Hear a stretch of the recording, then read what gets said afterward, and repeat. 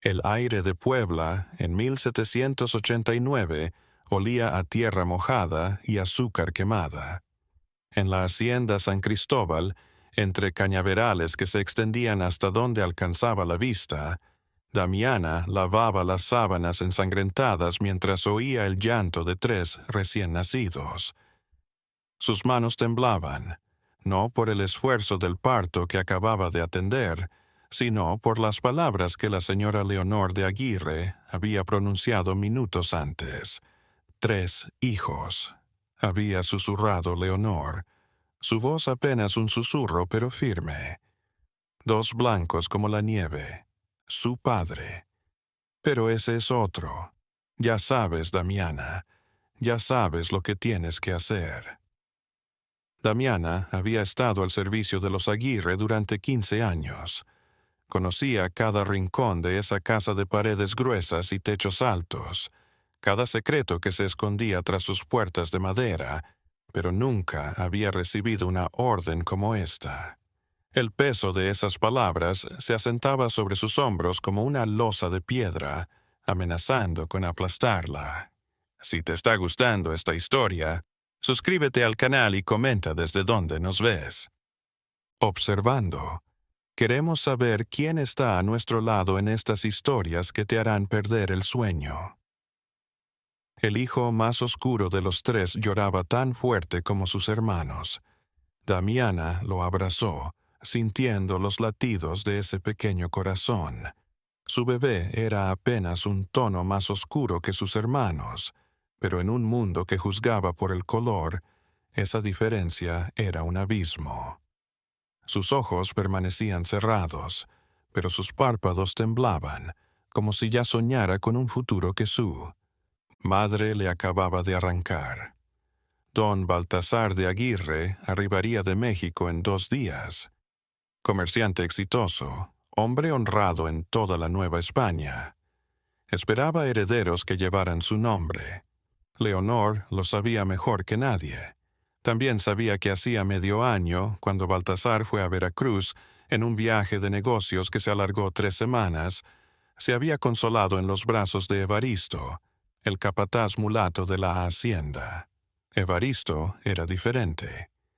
Baltasar, cuyo marido era calculador y gélido. Evaristo, enamorado y atento. Mientras Baltasar se iba semanas enteras tras contratos de negocios, expandiendo su imperio de azúcar, Evaristo se quedaba en la hacienda, con palabras melosas y ojos que hacían sentir a Leonor viva por primera vez en años. Había sido una locura, una debilidad imperdonable. Pero en aquellos instantes furtivos en el establo o en el jardín, tras el anochecer, Leonor había experimentado algo que creía perdido para siempre. Siempre. Ahora, ese error de 3 semanas estaba plasmado en la piel, un poco más oscura que la de uno de sus hijos, un error que podría arruinar su matrimonio, su reputación, que podría costarle a ella y a Evaristo un castigo en el que preferían no pensar. En la Nueva España de 1789, las leyes de adulterio y limpieza de sangre no perdonaban. Baltasar podría rechazarla públicamente, desheredar a sus otros 2 hijos, dejarla en la ruina o, peor aún, vengarse de Evaristo de maneras que Damiana no se atrevía a imaginar. Me mareé solo de imaginarlo. Damiana se dirigió a la habitación de al lado, donde dormían en una cuna de madera de cedro los 2 bebés de piel clara. Los miró, tan inocentes, tan ajenos a lo que les esperaba. Uno moreno y rizado, el otro rubio y liso. Les pondría Rodrigo y Aurelio. Ya tenían nombre desde antes de nacer. Luego miró al tercero, al que sostenía, y una decisión imposible se asentó en su pecho como una piedra. Las horas que siguieron fueron las más largas noches de la vida de Damiana. Envolvió al bebé en una manta fina, sabiendo que cada segundo que pasaba hacía más difícil lo que tenía que hacer o lo que pensaba que tenía que hacer. Leonor la había mirado con ojos suplicantes, desesperados, pero también con una firmeza que no aceptaba desobediencia. El río había susurrado, que nadie lo encuentre jamás. Nadie sabe que existió. Damiana salió de la hacienda al atardecer. El sol se escondía tras los cañaverales, el camino al río. Recorría un bosquecito de mezquites y huizaches, y el crujido de sus pisadas sobre las hojas secas era como un redoble de tambor anunciando su crimen. El bebé se había dormido en su pecho, ajeno a lo que su madre había mandado, ajeno a que su única culpa era el color de su piel. Alcanzó la orilla del río y Damiana se arrodilló en el barro. El agua fluía sucia por las recientes lluvias, arrastrando consigo ramas y barro hacia el valle. Observó al bebé dormido, sus mejillas redondas e impecables, sus pequeños puños cerrados, como si ya estuviera a punto de luchar por su lugar en el mundo, y no lo logró. «Perdóname, Señor», rezó Damiana al cielo que se oscurecía. «Pero no puedo matar a un inocente, no puedo». Se quitó el rebozo, lo mojó en el río y volvió a correr por el mismo camino. Pero nunca regresó a la hacienda San Cristóbal. Corrió al otro lado de Puebla, al barrio de Santa Cruz, donde vivía su hermana Genoveva. Genove abrió la puerta de su casita de adobe sorprendido. Era medianoche, y ver a Damiana con un bebé en brazos jadeando y llorando la alarmó. «¿Qué pasó? ¿De quién es ese niño?» «No preguntes, hermana. Por favor, no digas nada, solo puedes quedarte con él. Puedes adoptarlo como si fuera tuyo». Genova había enviudado hacía 2 años. Su marido había muerto en un accidente en la cantera donde trabajaba. Ahora vivía sola y se ganaba la vida lavando ropa para las familias ricas del centro. Nunca había podido tener hijos propios y eso era una espina en su corazón. Miró al bebé que Damiana tenía en sus brazos y algo dentro de él se derritió. «Está en peligro. Si permanece aquí, morirá. Juro por la Virgen de Guadalupe». Eso fue suficiente para Genovea. Tomó al niño en sus brazos y asintió. «¿Cómo se llama?» Damiana dudó. «Tristán. Se llama Tristán. Y si preguntan de dónde salió, di que es hijo de una prima lejana que falleció al dar a luz. Dilo, te dejaron porque no tenían a nadie más». Genove asintió lentamente, dándose cuenta de que había cosas en esta historia que era mejor no saber. «¿Lo volverás a ver?» «No sé. Pero si me pasa algo, hermana, cuídalo como si fuera tu propia sangre. Prométemelo». «Lo prometo». Damiana regresó a la hacienda San Cristóbal cuando el sol apenas comenzaba a teñir el cielo de rosa y naranja.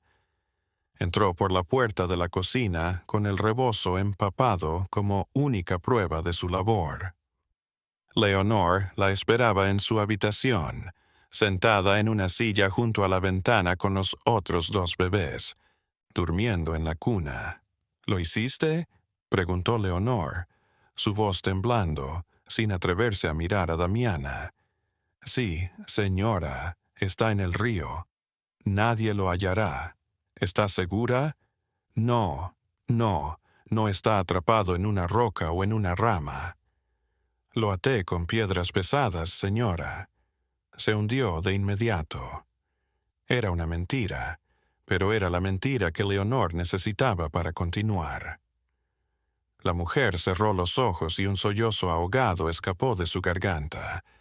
Se llevó las manos a la boca, como si capaz de ahogar el tormento que amenazaba con consumirla. «Dios mío, perdóname», murmuró entre lágrimas. «Dios mío, perdóname».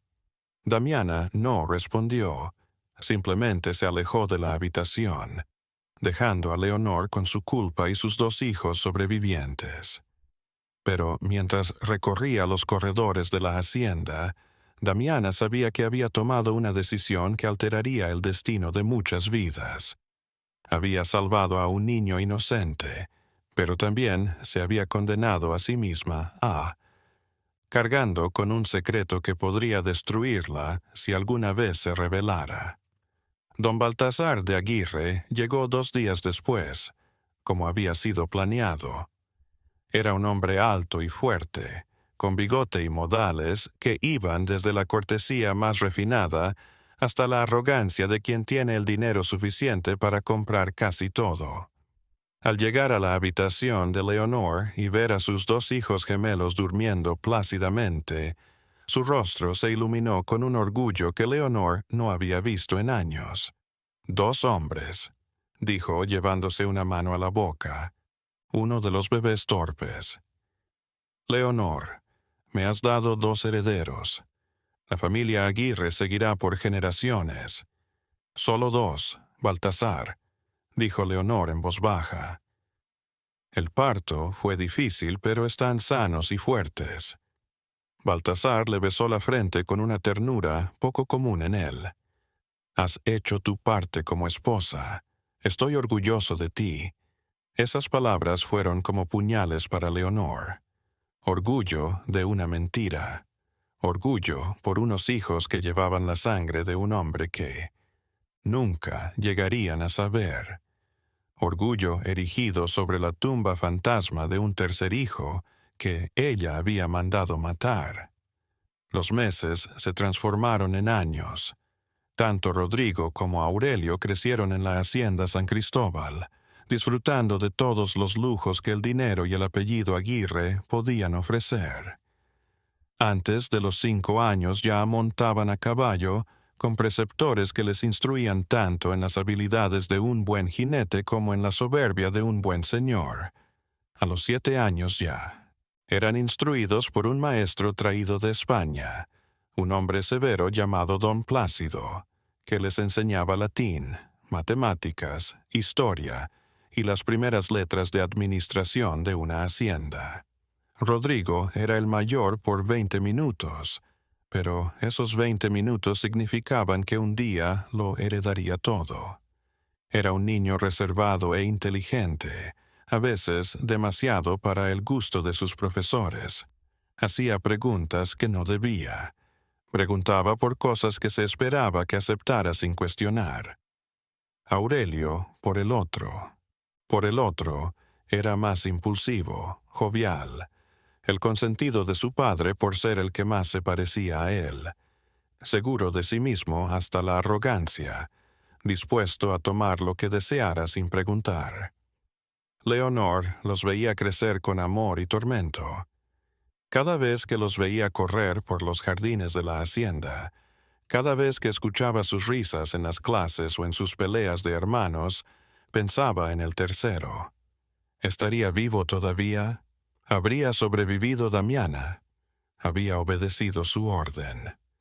Las pesadillas iban cada noche. Un bebé flotando en aguas oscuras, unos ojos que la observaban desde el fondo del río, unas manitas que intentaban alcanzarla mientras se alejaba. Damiana seguía trabajando en la hacienda, pero algo se había transformado en ella. La mujer, que había sido sumisa y callada durante 15 años, se volvió distante, reservada. Realizaba su trabajo a la perfección, pero había construido un muro invisible alrededor de ella.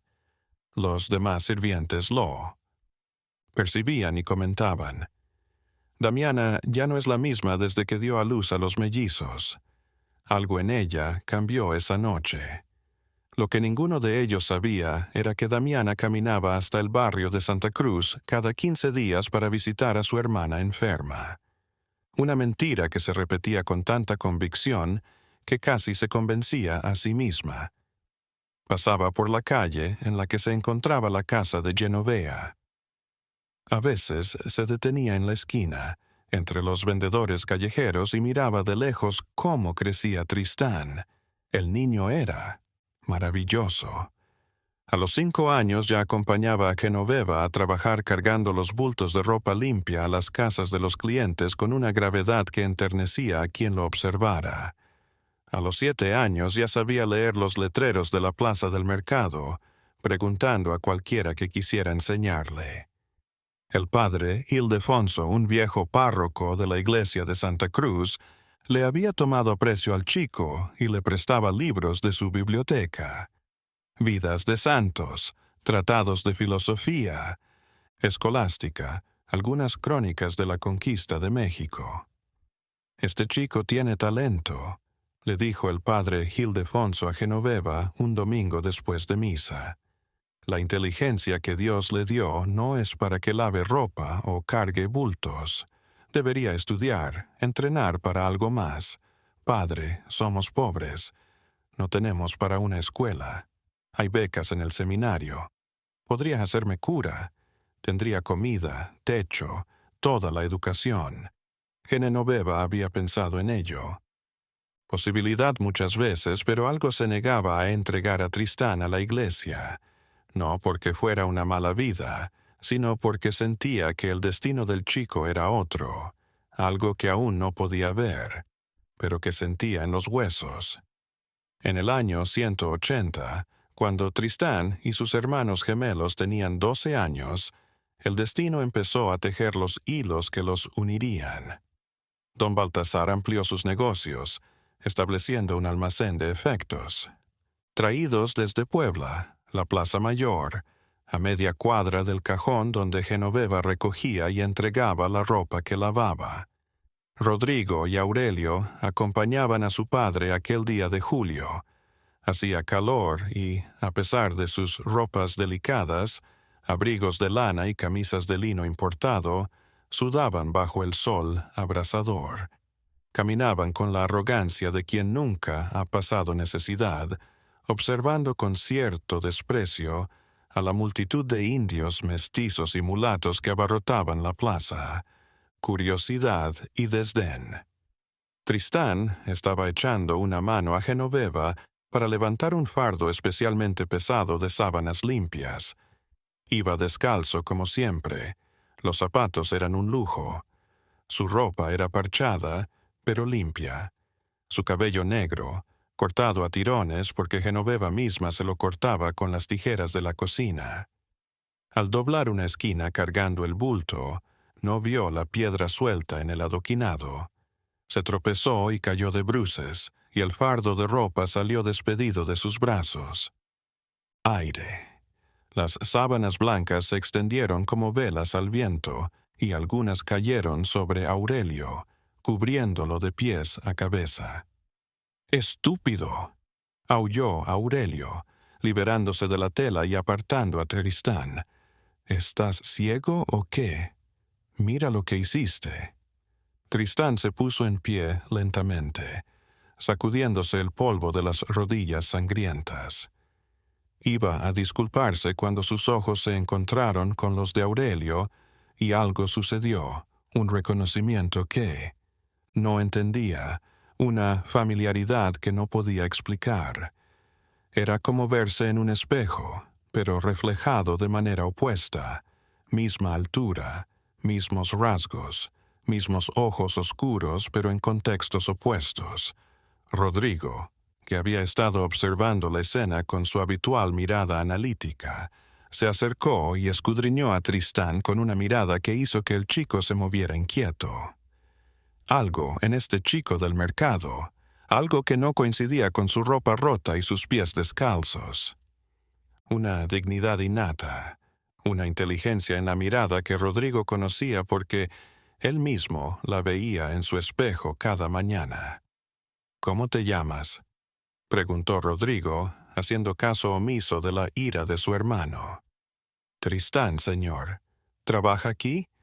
Apoyo a mi mamá en su lavandería». «¿Sabes leer?», la pregunta sorprendió a Tristán. Nadie en el mercado le había preguntado eso nunca. «Sí, señor. El padre Ildefonso me enseñó». Rodrigo miró a Aurelio. La mayoría de las personas en el mercado, incluso los vendedores, fijado, No sabía leer ni escribir. Que un niño descalzo y cargado de ropa sucia supiera leer era algo tan raro que llamó la atención de Rodrigo de inmediato. ¿Qué has leído? Vidas de santos, algunos textos de Santo Tomás de Aquino y las crónicas de Bernal Díaz del Castillo sobre la conquista. Aurelio se rió entre dientes. Ahora este indio es un erudito. Está mintiendo, seguro. Pero Rodrigo no estaba tan seguro. Bernal Díaz del Castillo, ¿recitas algo? Tristán se detuvo un instante y luego, aunque nervioso, recitó. Pasamos adelante hasta Iztapalapa, y desde que vimos tantas ciudades y lugares poblados en el agua y en tierra firme, otras grandes poblaciones, y aquella calzada tan derecha por nivel como iba a México, nos maravillamos y decíamos que parecía a las cosas de encantamiento. El silencio que se produjo a continuación fue sepulcral. Rodrigo sintió un escalofrío por la espalda. Este chico no solo conocía, leía, pero tenía una memoria prodigiosa y una comprensión de textos que muchos alumnos del colegio de los jesuitas no alcanzaban. Don Baltasar, que había terminado de revisar su nuevo almacén, se acercó a ver qué demoraba a sus hijos. ¿Qué está pasando? Nada, padre, respondió Aurelio con rapidez, un torpe lacayo que tropezó con nosotros. Pero Baltasar había oído la declamación de Tristán. Observó al chico con el mismo ojo con el que inspeccionaba la mercancía. Compraba para su tienda. Vio un niño descalzo y andrajoso. Sí, pero también vio algo más. Una postura recta que no coincidía con su posición. Una mirada directa que no era ni sumisa ni desafiante, sino simplemente presente. ¿Quién te enseñó a leer así? El padre Ildefonso. Señor, ¿me presta sus libros? Baltasar asintió lentamente y luego, para sorpresa de sus propios hijos, sacó una moneda de plata de su bolsillo y se la entregó a Tristán. Por tu formación, úsala con buen criterio. Mientras la familia Aguirre se alejó dirigiéndose a su carruaje. Rodrigo se giró 3 veces para mirar a Tristán. Algo en ese encuentro lo inquietaba, algo que no podía identificar, pero que sentía en el pecho como una piedra. ¿Por qué ese chico desconocido le resultaba tan familiar? Porque le parecía injusto que él viajara en carruaje y con ropa elegante, mientras que aquel chico, evidentemente tan inteligente o más que él, iba descalzo y cargado de ropa sucia. Aquella noche en la hacienda San Cristóbal, Rodrigo no pudo dormir. Se quedó mirando el techo de su habitación, pensando en el chico del mercado. Finalmente, a medianoche, se levantó y fue a la habitación de su madre. Leonor estaba despierta también, como siempre. Desde aquella noche de hace 12 años el sueño la eludía más noches de las que lograba dormir. Cuando Rodrigo llamó a su puerta se sobresaltó. «Madre, ¿puedo entrar?» «Sí, hijo». «¿Qué pasa?» «No puedes dormir». Rodrigo entró y se sentó. En la silla, al lado de la cama de su madre. A los 12 ya era casi tan alto como Leonor, con la estructura ósea de su padre, pero con una sensibilidad que ciertamente no había heredado de Baltasar. Hoy, en el mercado, conocimos a un chico, se llama Tristán. Leonor sintió que el aire se le escapaba de los pulmones. Se agarró al borde de la cama para no caer. Tristán, sí, es pobre, lava ropa con su madre, pero madre sabe leer. Cita a Bernal Díaz del Castillo. De memoria. Es lista, más que Aurelio y yo juntos. Hay muchos niños en Puebla, Rodrigo. ¿Por qué te interesa este en concreto? Rodrigo la miró a los ojos y Leonor vio algo en él que la aterró. Porque es como nosotros, mamá. Es como Aurelio y yo. Tiene nuestra edad exacta. Y cuando lo vi, fue como si lo conociera. Leonor cerró los ojos. El mundo que había edificado con tanto esmero durante 12 años se desmoronaba. Años se desmoronaba. Son cosas de tu imaginación, hijo. Dicen que todos los niños mestizos se parecen. No, mamá, no es eso. Hay algo más. Lo sé. Pero Leonor no podía, no se atrevía a hablar. Es tarde, Rodrigo. Deberías descansar. Mañana hay clases. Rodrigo se alejó, pero ambos sabían que la conversación no había terminado, solo se había pospuesto. Al día siguiente, Damiana llegó a la habitación de Leonor más temprano de lo normal. Traía el desayuno, pero la comida era una excusa. Apenas cerró la puerta, habló en voz baja y apresurada. Los chicos lo vieron ayer. Lo vieron, lo sé, Rodrigo me lo contó. Basta, señora, esto no puede seguir así. Tarde o temprano alguien va a darse cuenta del parecido. Rodrigo ya lo observó. ¿Y si lo ve don Baltasar? ¿Qué ocurre si alguien en esta ciudad comienza a hacer preguntas? ¿Qué quieres que haga, Damiana? ¿Qué mato ahora al niño que no maté hace 12 años? Destruir la vida que mi hermana le dio. No, señora, pero necesitamos un plano. Porque tarde o temprano la verdad sale a la luz. Y cuando eso pase, no terminó la frase porque no necesitaba hacerlo. Ambas sabían exactamente qué pasaría. Escándalo, ruina, posiblemente muerte para todos los involucrados. Leonor tomó una decisión en ese momento. Quiero verlo. Quiero ver a mi hijo. Señora, eso es muy peligroso. No me importa. He pasado 12 años creyendo que estaba muerto y ahora sé que está vivo. Necesito verlo, hablarle una vez. Arreglo, Damiana. No me importa cómo, pero soluciono. Una semana después, Leonor dejó la hacienda San Cristóbal con el pretexto de ir a visitar a una amiga en el centro de Puebla. Iba vestida de forma sencilla para ella, lo que seguía siendo tela costosa y bordados, con un mantón que le cubría parte del rostro. Como siempre, Damiana la acompañó cuando Leonor salía. Fueron al mercado justo cuando Genoveva entregaba ropa limpia a uno de sus clientes de siempre. Tristán estaba, con ella ya llevando un bulto más pequeño de lo normal, ya que Genoveva le había dicho esta mañana sin razón alguna que necesitaba verse presentable. La primera vez que Leonor vio a Tristán de cerca, sabiendo quién era, tuvo que ahogar un sollozo. No se parecía a Rodrigo y Aurelio, solo por casualidad. Era como ellos, mismo tamaño, misma forma, mismos rasgos. Lo único que cambiaba era que su piel era más oscura y sus ropas de pobre en vez de ricas. Pero sus ojos, esos ojos oscuros e inteligentes, curiosos, eran como los de sus hermanos. «Perdón, joven», dijo Leonor con la voz entrecortada. «¿Sabes leer?» «Me dijeron que hay un chico aquí que lee muy bien». Tristán la miró, sorprendido. Era la segunda vez en una semana que alguien de la alta sociedad le preguntaba qué leía. «Sí, señora, leo un poco. ¿Puedes leerme esto?»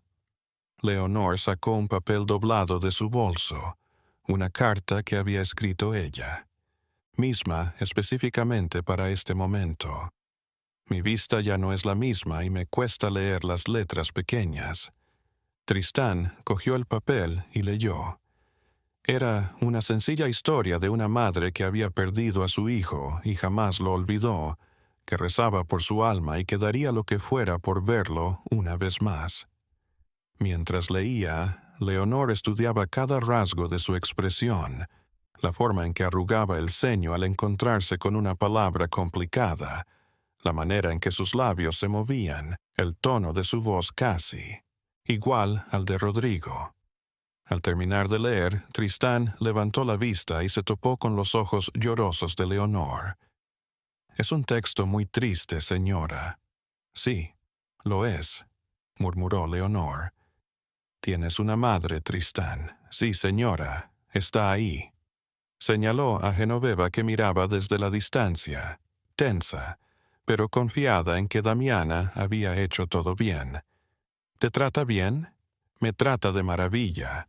Es la mejor mamá del mundo». Esas palabras fueron un consuelo y un clavo en el corazón de Leonor. Su hijo estaba vivo, estaba bien, tenía una madre, pero no era ella, nunca podría serlo. Y tú, papá, moriste antes de que yo naciera. O eso me dijo mi madre. Leonor asintió. Las lágrimas corrían por sus mejillas sin control. Tristán, sorprendido por el llanto de esta señora desconocida y bien vestida, no sabía qué hacer. «Está bien, señora, dije algo malo». «No, hijo, no dijiste nada malo. Solo me recordaste a alguien que perdí hace tiempo». Leonor sabía que debía marcharse antes de que sus sentimientos la traicionaran. Se metió la mano en el bolsillo y sacó unas monedas de plata. «Por leerte. Y por su bondad, señora, demasiado.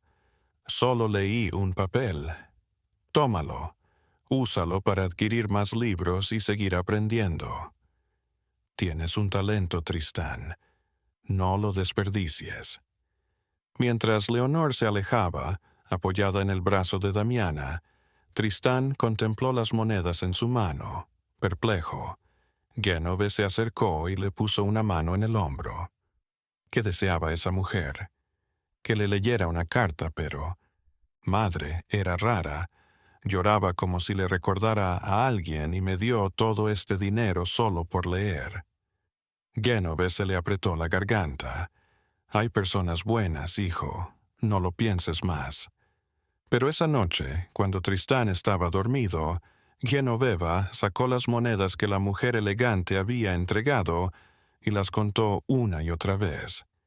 Era suficiente para no tener que pensar en comida en meses. Era más dinero del que había tenido en mis manos en años. Y solo podía significar una cosa, la verdad. Sobre quién era en realidad Tristán estaba a punto de salir a la luz, quisieran o no.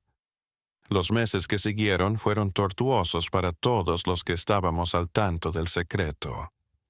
Leonor se volvió más reservada, más triste. Baltasar lo advirtió y la obligó a consultar a un médico, convencido de que padecía algún desequilibrio de los humores, que podría corregirse con sangrías y tónicos. Pero ningún médico podía sanar el mal de Leonor, la culpa de mandar matar a su propio hijo, combinada con el alivio de saberlo vivo y la imposibilidad de reconocerlo como suyo. Mientras, Rodrigo no podía dejar de pensar en Tristán. Desobedeciendo a su padre, iba al mercado con cualquier excusa. Tenía que comprar esto, aquello. Quería echar un vistazo a las nuevas mercancías importadas.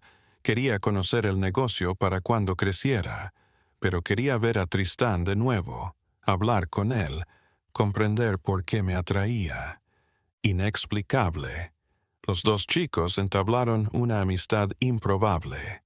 Rodrigo se dio cuenta de que Tristán no solo era inteligente, sino sabio, de maneras que él, con toda su escolarización, no lo era. Tristán conocía a la gente porque había estado entre ellos, había visto la miseria, la lucha. Rodrigo, en cambio, había pasado su vida en una burbuja de comodidad, ajeno al mundo exterior. Iban al mercado 2 o 3 veces por semana. Rodrigo traía libros prestados de la biblioteca de su padre, que Tristán devoraba en días y luego discutían durante horas. Tristán le enseñaba rincones de Puebla que Rodrigo Aguirre jamás había visto. los barrios bajos donde se apiñaban los pobres, los mercados nocturnos donde se vendía de todo, las iglesias pequeñas donde rezaban los pobres con una fe más auténtica que la de las iglesias lujosas que conocía Rodrigo. Aurelio detestaba esta amistad. Es un indio de mercado, Rodrigo. No está bien que andes con esa gente. No es un indio. Es mestizo y es más inteligente que tú y yo juntos. Ese es el punto. Está perdiendo la noción de su lugar y tú se lo estás permitiendo. Pero Rodrigo no podía, no quería perder esa amistad. Había algo en Tristán que lo hacía sentir completo de una manera que no podía entender. Era como si hubiera estado buscando algo toda su vida sin saber qué era y lo hubiera encontrado. Un día de diciembre de 180, cuando los tres chicos tenían 13 años, el padre Ildefonso falleció de fiebre. Tristán estaba destrozado. El viejo sacerdote había sido su tutor, su mentor, la única figura paterna que había conocido. En el funeral, Tristán lloró, y Genoveva lo abrazó. Rodrigo, que se había empeñado en ir al funeral, a pesar de la oposición de Aurelio, se acercó tras la ceremonia. «Lo siento, Tristán. Sé lo que significaba para ti. Era todo lo que tenía. Mi mamá es genial, pero el padre Ildefonso me enseñó a mirar el mundo. Me mostró que podía ser más que un simple lavandero de ropa. Puede que sí, Tristán. He estado pensando. Podría decirle a mi padre que te dé trabajo en la hacienda, no de peón, sino de ayudante de oficina. Podrías estudiar negocios, administración. Tu padre nunca lo permitiría. Déjame intentarlo». Aquella noche, Rodrigo armó de valor y fue a ver a Baltasar a su estudio. El hombre estaba revisando libros de contabilidad, como lo hacía casi todas las noches, con un vaso de brandy. Junto al codo. «Padre, quiero pedirte algo». Baltasar alzó la vista. «¿Qué necesitas?» «Hay un chico en el mercado, se llama Tristán, es sumamente inteligente, lee mejor que muchos alumnos de colegio y tiene una memoria prodigiosa. Creo que le podrías dar trabajo en la hacienda, enseñarle el negocio». Baltasar dejó la pluma. «El niño descalzo que recita a Bernal Díaz del Castillo». «Sí, ese mismo». «¿Y por qué habría de hacerlo?» «Porque es un desperdicio tenerlo lavando ropa sucia cuando». «Podría hacer más, porque en realidad nos vendría bien tener gente fiel y competente trabajando para nosotros, porque es lo correcto». Baltasar observó a su hijo durante un largo rato. Vio en Rodrigo algo que él nunca había sido, una conciencia social que él nunca había tenido, empatía, algo que en el mundo de los negocios consideraba debilidad, pero también vio determinación y eso lo admiró. «Lo pensaré. No prometo nada». Fue Leonor quien terminó de persuadir a Baltasar cuando éste hizo referencia a la solicitud de Rodrigo esa noche en su habitación. Leonor sintió que su corazón se detenía. La idea de poder tener a Tristán cerca, de poder verlo, aunque fuera de lejos, era demasiado tentadora como para resistirse. «Creo que Rodrigo tiene razón», dijo Leonor con cautela. «Un chico inteligente y fiel sería un buen elemento y crearía un lazo de gratitud con nuestra familia que nos podría servir en un futuro». Baltasar lo pensó, y tenía razón su esposa en parte. Y, si el chico era tan inteligente como decía Rodrigo, tal vez podría capacitarlo para que se encargara de algunas de las tareas más pesadas del negocio, de las que Baltasar mismo huía. «Bien, que Rodrigo lo traiga mañana, lo probaré». Cuando Rodrigo le contó la noticia a Tristán al día siguiente, el chico no podía creerlo. Era la oportunidad que siempre había anhelado, la oportunidad de escapar de la pobreza que había marcado su vida. Genoveva estaba entre emocionada y aterrorizada, entusiasmada por lo que esto significaría para su hijo, aterrorizada por lo que podría pasar si se descubriera la verdad sobre sus orígenes en la hacienda San Cristóbal. «Ten cuidado, hijo», le advirtió esa noche. «En las ricas mansiones hay secretos. No preguntes lo que no debes, no confíes tan rápido. Madre, ¿por qué dices eso? Es solo un trabajo. Solo ten cuidado. Prométemelo». «Lo prometo». Al día siguiente, Tristán se apareció en la hacienda. San Cristóbal, con la mejor ropa que tenía, que seguía siendo la de un pobre, y los zapatos que Genoveva había comprado con el dinero que Leonor le había dado meses atrás. Rodrigo lo recibió en la puerta principal y lo condujo hasta el estudio de Baltasar. Durante las siguientes 3 horas, Baltasar puso a prueba a Tristán. Le hizo leer contratos de negocios enrevesados y que se los explicara. Le puso problemas de aritmética para resolver mentalmente. Le enseñó mapas de rutas comerciales y le preguntó por geografía. En cada prueba, Tristán no solo cumplió, sino que superó las expectativas. «Comienzas mañana», dijo al fin Baltasar. 5 días a la semana, desde que sale el sol hasta que anochece, te daré medio real al día y comida aquí. Si eres bueno, ese sueldo subirá. ¿Estamos de acuerdo? Sí, señor. Gracias, señor. No lo defraudaré. Cuando Tristán salió del despacho, Leonor le esperaba en el pasillo. Se habían cruzado una vez. Mientras Rodrigo la guiaba al estudio, ahora ella lo detuvo. «Tristán, ¿no?» «Sí, señora. Mi hijo Rodrigo dice maravillas de ti. Espero que esta oportunidad te sirva para lograr tus sueños». «Gracias, señora de Aguirre. Su familia me está tratando con mucha generosidad». Leonor se mordió el labio para no decir lo que quería. «No es caridad. Es lo mínimo por el hijo que intenté asesinar». En lugar de eso, asintió y lo dejó ir.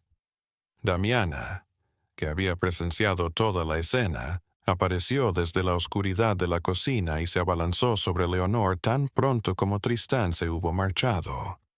«Señora, esto es muy arriesgado tenerlo aquí, donde don Baltasar lo ve todos los días, donde cualquiera podría darse cuenta del parecido con los gemelos».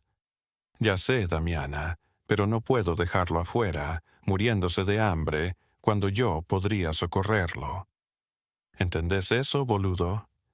Sé que su instinto maternal se está despertando después de 13 años, pero, señora, el corazón nos hace cometer errores terribles.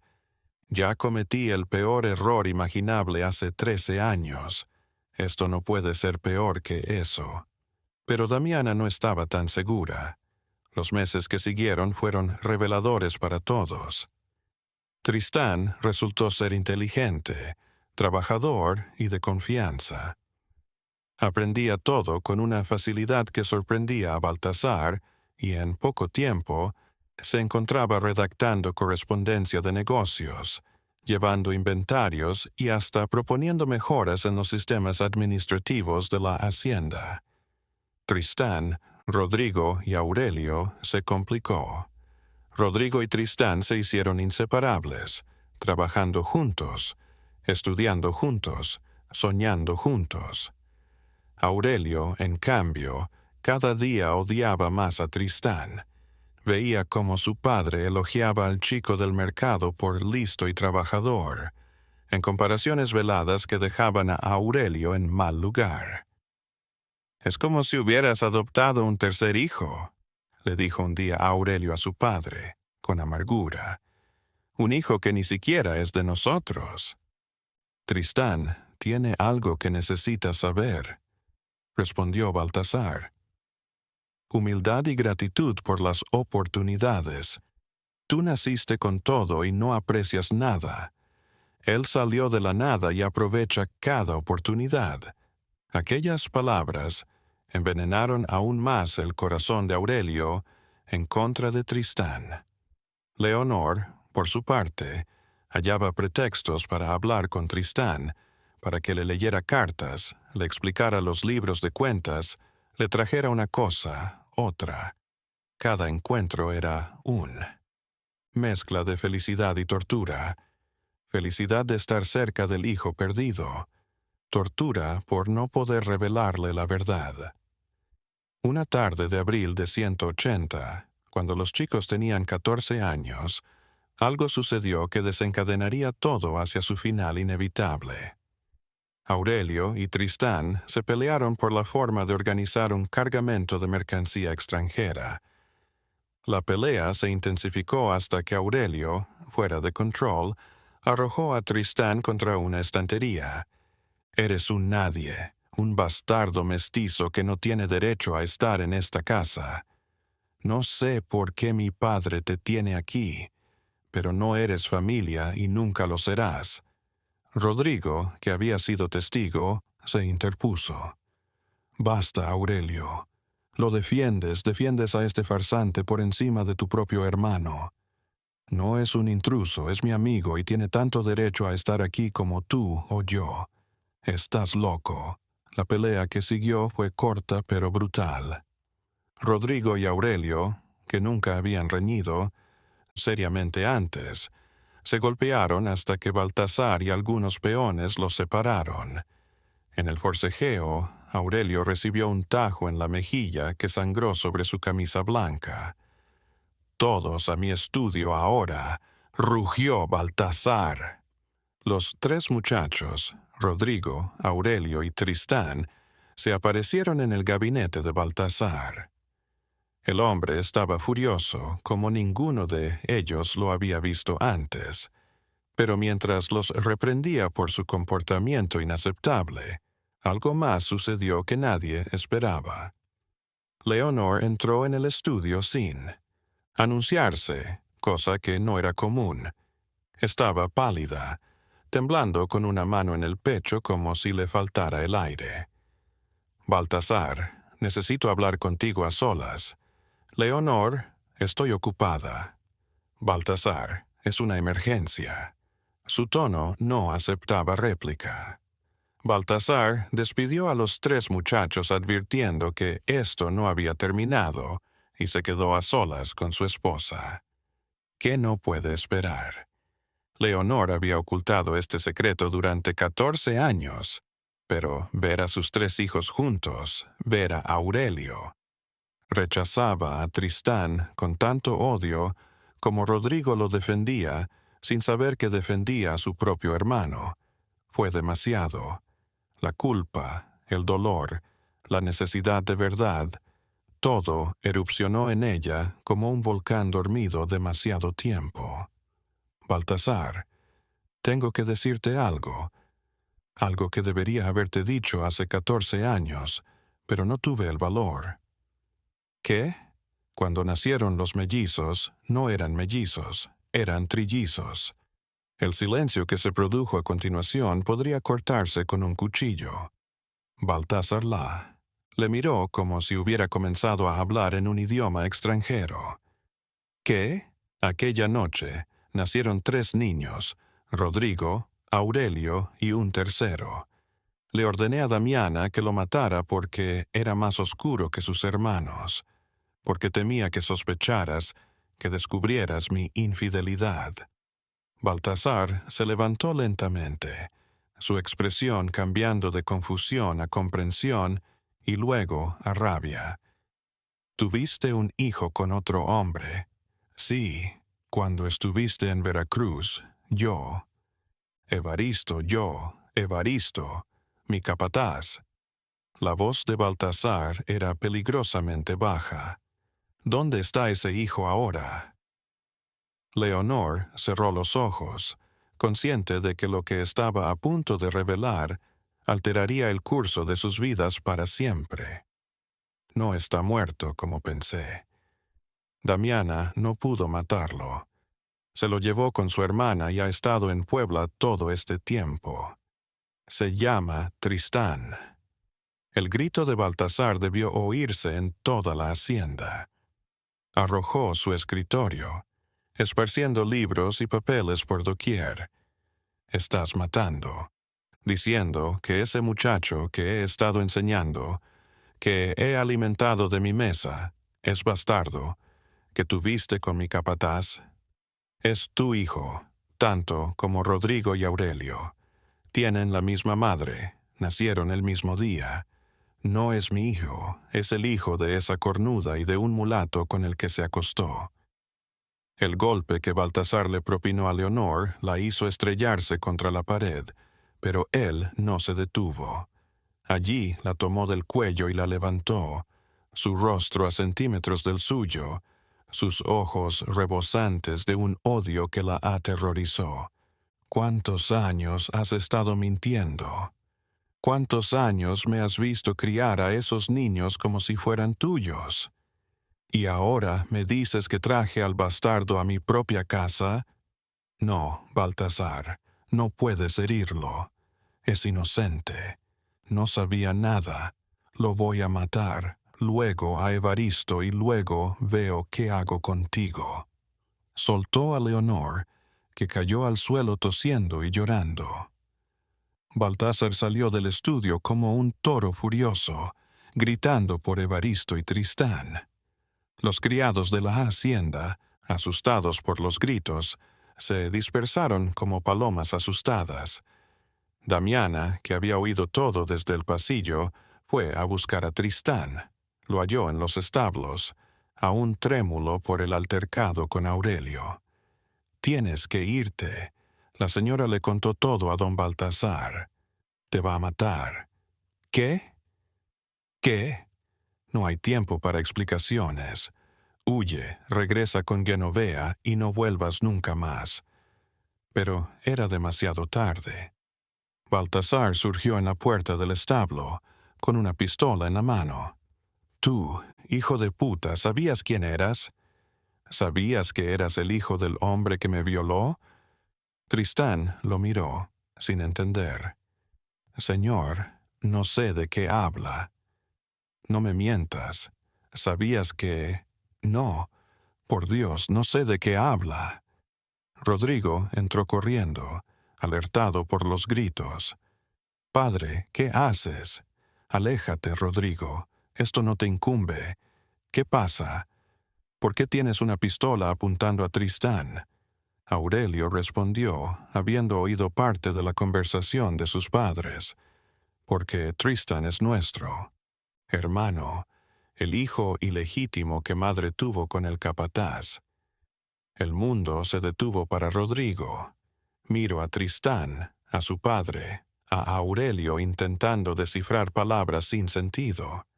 «¿Qué es cierto?», dijo Baltasar. «Tu madre me engañó. Tuvo a este error y me lo trajo a mi casa sin decirme nada».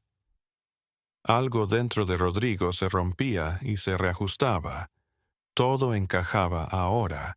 El parecido imposible, la conexión que había sentido desde el principio, la forma en que, la impresión de que Tristán era una parte de su vida, no un amigo, su hermano. «Entonces, déjalo vivir», dijo Rodrigo, interponiéndose entre la pistola de su padre y Tristán. «Si es mi hermano, tiene tanto derecho a estar vivo como Aurelio y yo. Apártate, Rodrigo. No te mando que te quites, no. Si quieres dispararle, tendrás que dispararme a mí primero». El silencio que se produjo a continuación fue absoluto. Padre e hijo se miraron, y Baltasar vio en los ojos de Rodrigo una determinación que conocía demasiado bien, igual a la suya propia. Su hijo moriría por este cabrón. La comprensión lo golpeó como un martillo. Lentamente, Baltasar bajó la pistola, pero la furia en sus ojos no disminuyó. «Bien, no lo mataré, pero quiero que él y ese maldito Evaristo estén fuera de mi propiedad antes del amanecer. Y tú, Leonor volteó hacia donde su esposa se encontraba en la puerta del establo, sostenida por Damiana. Tú vas a dormir en las habitaciones de los sirvientes de ahora en adelante. No eres mi esposa. Tristán, aún procesando lo que acababa de revelarse, miró a Rodrigo con lágrimas en los ojos. Sí, somos hermanos. Parece que sí. Y eso significa que debería haberte conocido desde el principio. Significa que te robaron 14 años de vida. No dijo Tristan, su voz firme aunque temblaba. Mi vida era con Genoveva. Ella me amó cuando nadie más lo hacía. Me hizo un buen hombre. No me arrepiento de haber crecido a su lado. Esas palabras llegaron a Leonor como flechas. Su hijo no la culpó, pero tampoco la reclamó como madre. Y tal vez eso era lo que más hería. Evaristo apareció entonces, alarmado por el ruido. Al ver el arma en las manos de Baltasar y darse cuenta de lo que había pasado, su rostro cambió. Baltasar, lo que ocurrió entre Leonor y yo fue mi culpa. Si tienes que matar a alguien, mátame a mí, pero deja al chico en paz. Los dos me han traicionado, dijo Baltasar con voz gélida, pero le prometí a Rodrigo. No los voy a matar, pero quiero que estén fuera de mi vista antes del amanecer. Tú, Evaristo, quedas despedido y sin derecho a que se te pague nada. Y tú, muchacho, no vuelvas a acercarte a mis hijos legítimos. Son mis hermanos, declaró Tristán con una audacia que sorprendió a todos.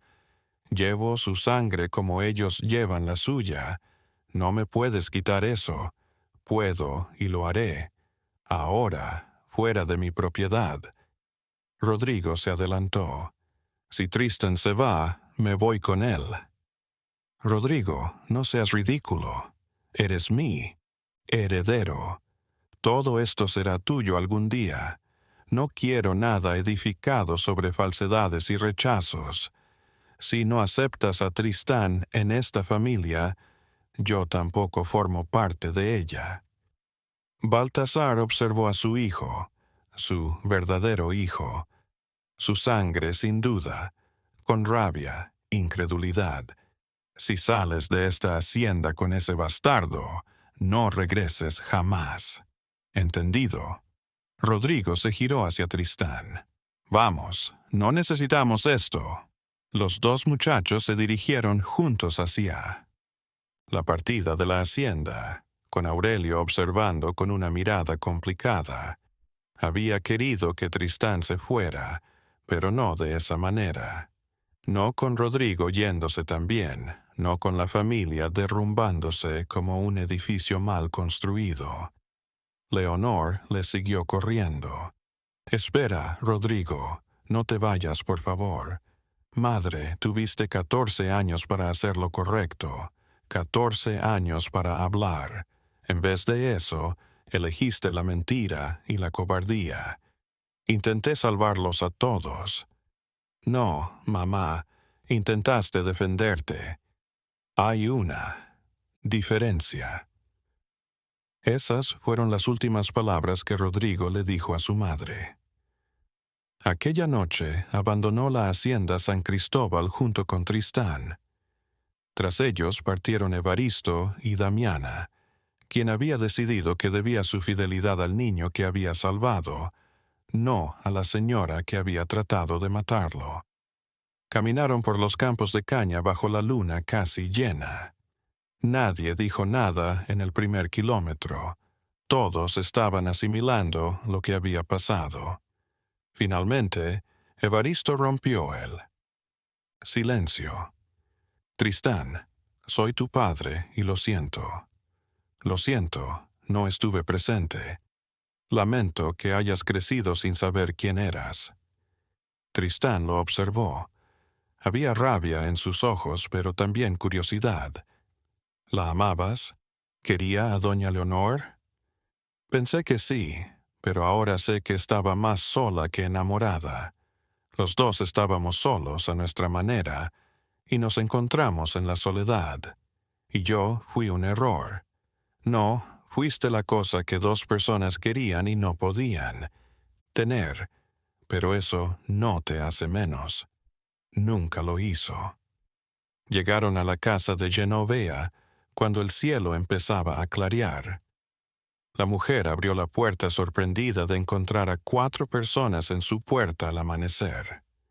Pero, al ver a Tristán llorando, no preguntó. Solo lo abrazó. «¿Qué pasa, hijo?» «Todo salió a la luz, mamá.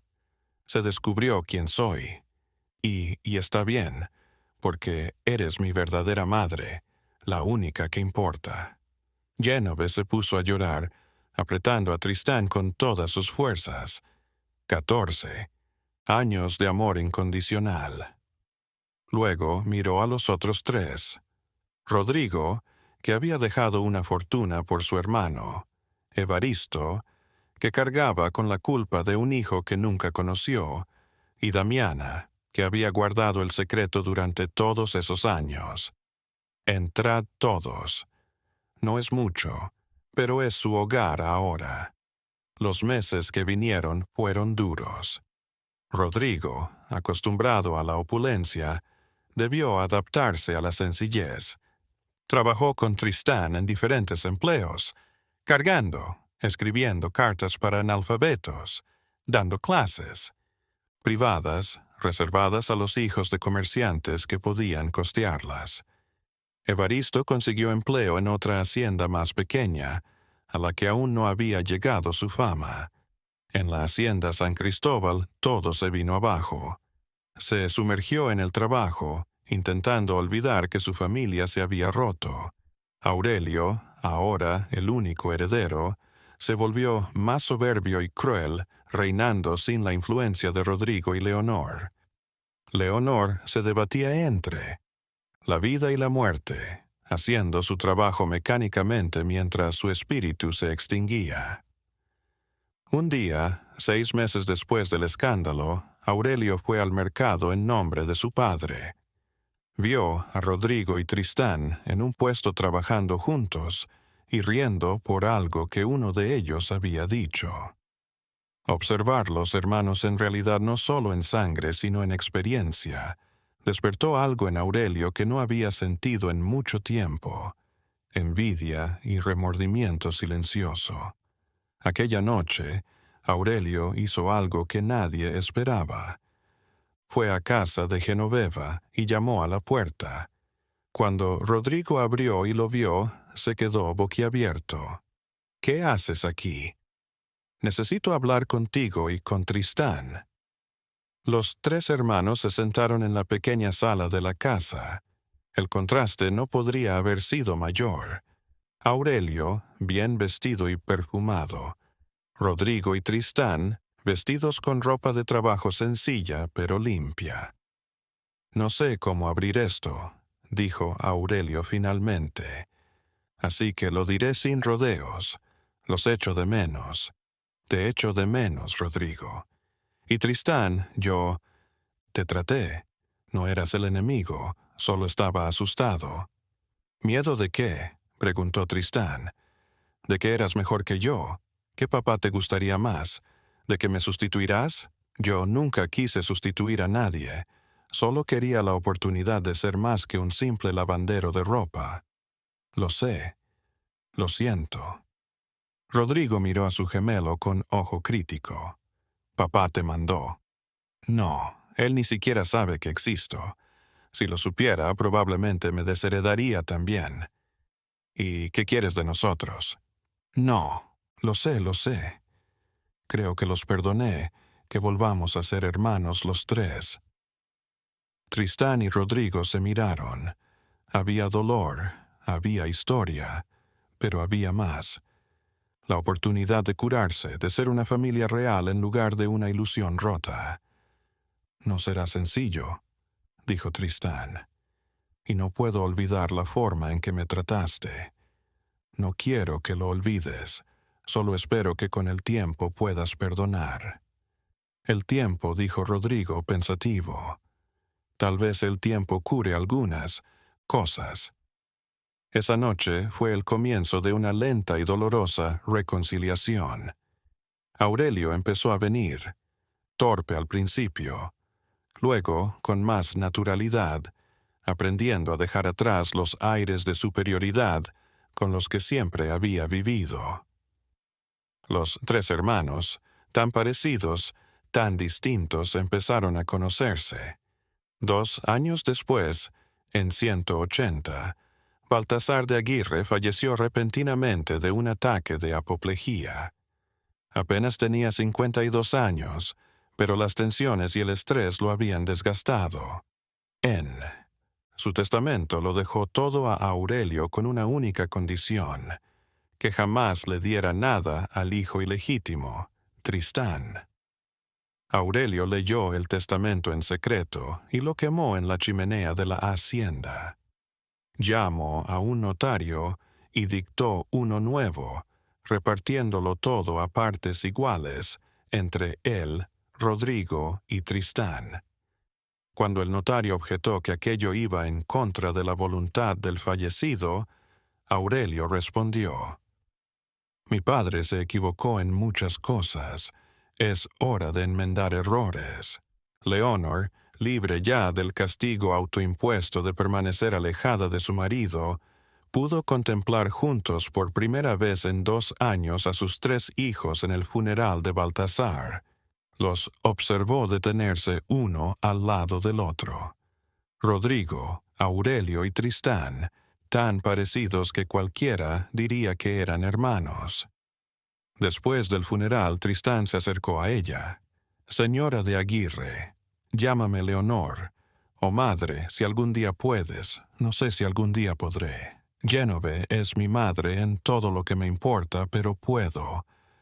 Te llamas Leonor y puedo decirte esto. Te perdono. ¿Por qué?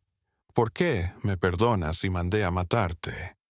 Porque también me diste la vida, y porque llevaste 14 años cargando con una culpa que debió ser insoportable. Ya basta de sufrimiento». Leonor se desahogó en lágrimas como no lo había hecho en años, y Tristán la dejó llorar, su presencia silenciosa como consuelo. Los 3 hermanos se hicieron cargo de la hacienda San Cristóbal. Rodrigo dirigía el día a día. Aurelio las relaciones comerciales y Tristán, genio para los números y conocedor como nadie de la vida y mentalidad de los trabajadores, transformó la manera en que la hacienda trataba a su personal. Establecieron salarios justos, mejores condiciones laborales, educación para los hijos de los trabajadores. La hacienda floreció como nunca antes lo había hecho bajo el yugo de Baltasar. Evaristo fue llamado de nuevo como capataz con honor. Esta vez lo hizo junto al hijo que había aprendido demasiado tarde, forjando una relación que nunca recuperaría el tiempo perdido, pero que era genuina. Genoveva pasó sus últimos años en la hacienda, en una habitación confortable desde donde podía observar los campos de caña. Tristán la visitaba todos los días, le traía té y le hablaba de su trabajo. Cuando falleció, en 1812, a los 63 años, sus últimas palabras fueron: «Fuiste el mejor regalo de la vida». Leonor nunca se volvió a casar. Pasó su vida en la hacienda con sus hijos y más tarde nietos. Todos crecieron sabiendo la historia completa de su familia. No era una historia hermosa, pero era la verdad. Y en esa verdad había una lección que Leonor se aseguró de que todos entendieran: que los secretos envenenan, que la cobardía tiene un costo, que el amor, el verdadero amor, significa aceptar a alguien por completo, sin importar el color de su piel o la forma en que nacieron. Los 3 hermanos pasaron toda su vida en Puebla. Se casaron, tuvieron hijos, forjaron imperios. Cuando la gente se preguntaba por qué los 3 herederos de la hacienda San Cristóbal eran tan unidos, tan inseparables en todo, los hermanos simplemente respondían: porque aprendimos que la familia no la dicta la sangre, sino las elecciones. Tristán vivió hasta los 72 años, en su lecho de muerte, rodeado de sus hermanos, hijos y nietos, repasó su vida. Había nacido en secreto, había sido sentenciado a muerte por su propia madre. Había crecido en la pobreza.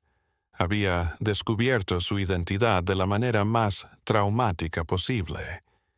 Pero aún así, o tal vez por eso mismo, había tenido una vida plena, de amor, de propósito. No cambiaría nada, le dijo a Rodrigo esos últimos días, ni siquiera los malos ratos. Todo me llevó a donde tenía que estar. ¿Y dónde quedaba eso?, preguntó Rodrigo. Ahora un hombre canoso, pero con los mismos ojos inteligentes de cuando era joven. Aquí, con mi familia. A su muerte en 1861, Tristán fue sepultado en el panteón familiar de la Hacienda San Cristóbal con una lápida que decía simplemente: Tristán de Aguirre, hermano, hijo, padre, hombre de honor. Rodrigo y Aurelio exigieron que la lápida se colocara entre las suyas para que aún en la muerte los tres hermanos permanecieran unidos tal como aprendieron a estar en la vida. La historia de los trillizos de la Hacienda San Cristóbal se volvió una leyenda en Puebla. Se decía en voz baja en los pasillos que mercados, en las cantinas, en las reuniones familiares. Algunas de ellas la exageraban, añadiendo elementos sobrenaturales o dramáticos.